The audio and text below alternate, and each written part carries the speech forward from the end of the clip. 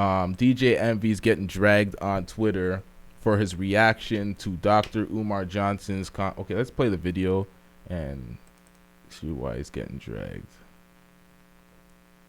Okay. So explain to me how a white man with an AK-47 can be taken without a police officer firing a bullet after he done murdered 6, 7, 8 people, but a 16-year-old girl with a butter knife cannot be apprehended without a bullet being shot. That is nonsense. They killed her because they knew they would get away with it.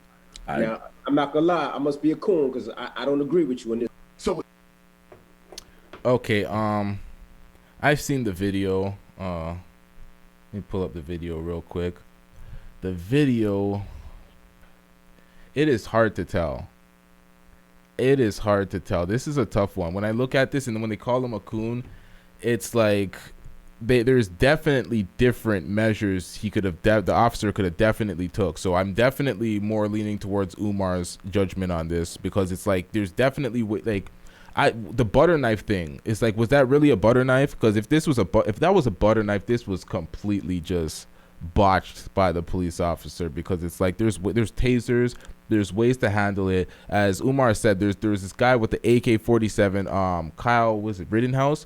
I had that video. There's a clip of that video somewhere on my page, my channel somewhere. I have like hours worth of police brutality and bullshit on my channel, so you just dive in there and you could probably see those videos somewhere.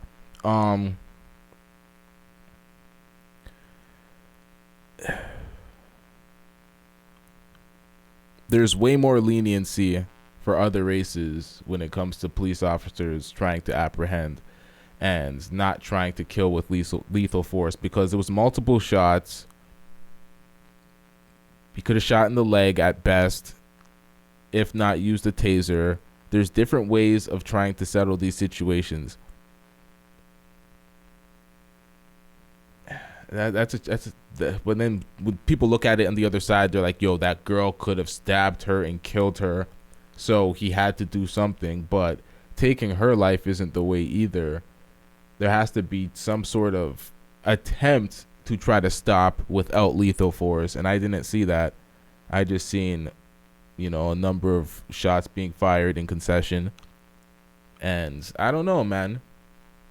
That I see why people were calling DJ Envy a coon, because especially the way Dr. Umar Johnson presented all the evidence and presented the way he presented it, for him to be like, you know, shoot him down and act like it was just. It's like, to look at it and look into it to debate how unjust it was is okay, but just to say it was just, he should have done that, to act like that's happening to white folks, like they're not getting a sense of leniency even after they shot 2 citizens with an AK-47 and walked the street. So it's like, while armed with it, so it's like there's a different level of leniency. So you do understand what Umar Johnson's saying. So to refute it and deny it and go on that side, I see why people are upset with DJ Envy. I see it. I also see why he wants to debate it, but at the same time, I understand it, but I'm not on that wavelength of thinking. I think that there was better ways of handling for the officer. He definitely could have done a better job, and there should be some sort of consequence for just being like, the training needs to be better. They always blame it on the training and everything, but he can't keep scapegoating. The training needs to be better. At some point, someone needs to be held accountable for some shit that they do. Not to the tune of life in jail, because that was a judgment call.